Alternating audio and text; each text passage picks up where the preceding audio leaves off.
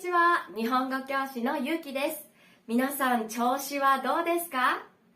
今回、私と一緒に練習する文法は、図にです。文法の説明の後、練習問題があります。最後には会話練習もありますので、一緒に使えるようになりましょう。それではまず、使い方の例からです。どうぞ。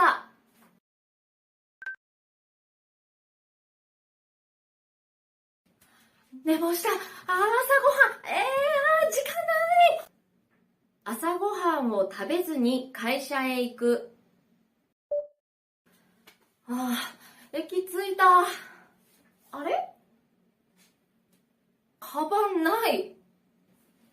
カバンを持たずに出かけてしまった。メール返さなきゃ。急げ。よし、送信。違う人に送っちゃった。メールの宛先を確認せずに送ってしまった。今日もいっぱいミスしたな。いっか。上司もいないし、ゲームしよう。働かずに遊んでいる。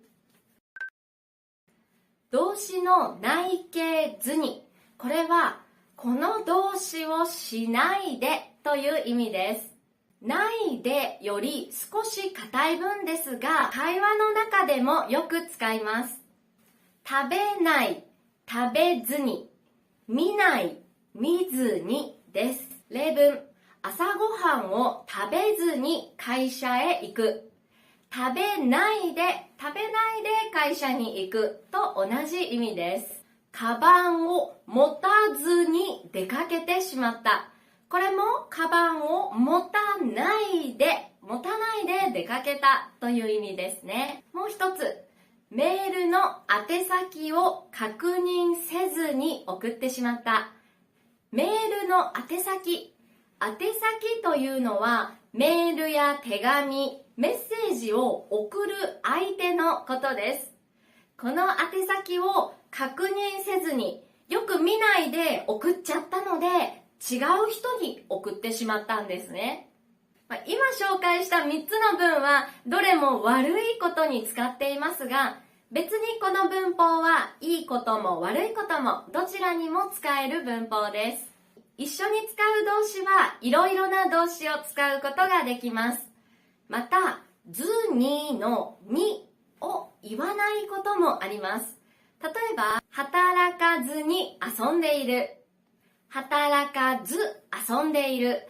意味は同じなので、どちらもよく使います。この図を使った言葉や文法は N2、N1 の勉強、これからの勉強でもよく出てきますので、今日覚えておきましょう。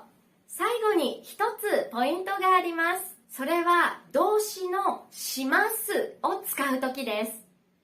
動詞の内形を使うって言いましたよね。なので、しますの内形はしないだから、しずにではないんです。しずには使いません。この場合は、せずにという形を使います。彼は宿題をずに遊んでいる。ここは宿題をせずに遊んでいるです。では練習問題をやってみましょう。練習1、皆さんは長期休暇がありますか？長期休暇、長い休みのことです。日本だと5月にあるゴールデンウィークや夏休み、冬休みがある人が多いと思います。いいですね。この人も長期休暇があるみたいですね。次の長期休暇は何ずにうちで過ごすよ。次の長期休暇は何ずにうちで過ごすよ。はい、この人は次の長期休暇に何をするのでしょうか？今からここの言葉を考えてみてください。それではどうぞ。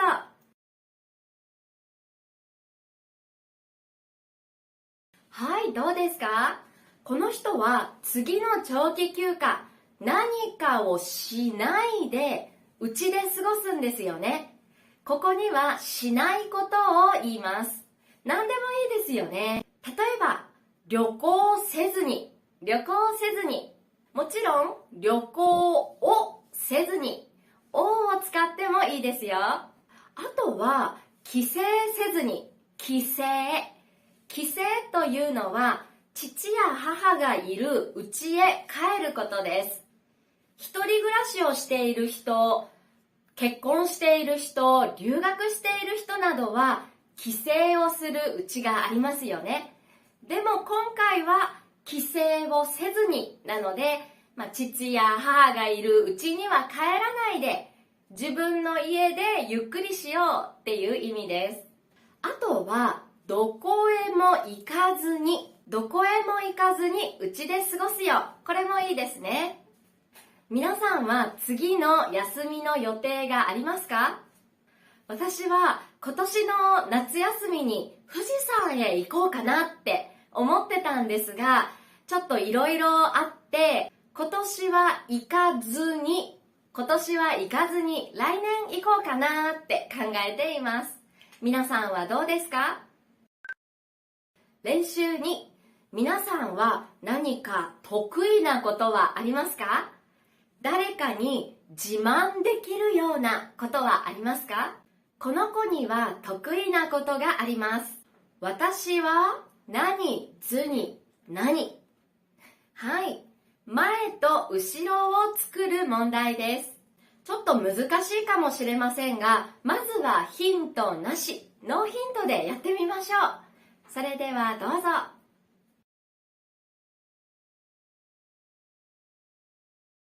はい、どうでしょうか？作れましたか？少し難しいかなと思うんですけど、ズニーの後ろには自分ができることを言うといいので、可能形がよくきます。例えば、私はレシピを見ずに料理が作れるよ。レシピを見ずに料理が作れるよ。これはいいですね。レシピ、本とかインターネットのレシピを見ないで自分で料理ができるって自慢してるんですね。後ろの文はレシピを見ずに料理が作れるよ。作れるも OK です。例2、私は字幕を見ずに日本語のアニメを見るよ。字幕を見ずに。これもいいですね。アニメの日本語って早いし結構難しいですよね。聞き取るのは難しいと思うけど、私は字幕を見なくても大丈夫だよっていう意味です。例3、私は辞書を見ずにこの本が読めるよ。辞書を見ずに、これもいいですね。他にも、学校へ行かずに JLPT に合格したよ。これも OK です。こんな感じでたくさんの文が作れます。皆さんはどんな文を作りましたか？最後は会話練習です。あなたと私は友達です。今、私は何かを失敗してしまってとても落ち込んでいます。あなたは今日の文法図にを使って自分の失敗の話をしてください。そして私を励ましてください。励ますっていうのは大丈夫だよ、頑張れって声をかけることです。それではやってみましょう。なんでこんな失敗しちゃったんだろう。もう自分バカすぎる。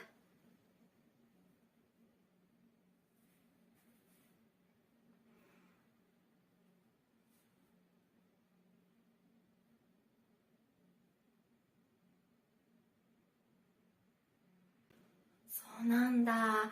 誰にだって失敗はあるよね。ありがとう。できましたか？まずは会話文を見てみましょう。まず私が言いました。なんでこんな失敗しちゃったんだろう。私は何かを失敗したみたいですね。そして言いました。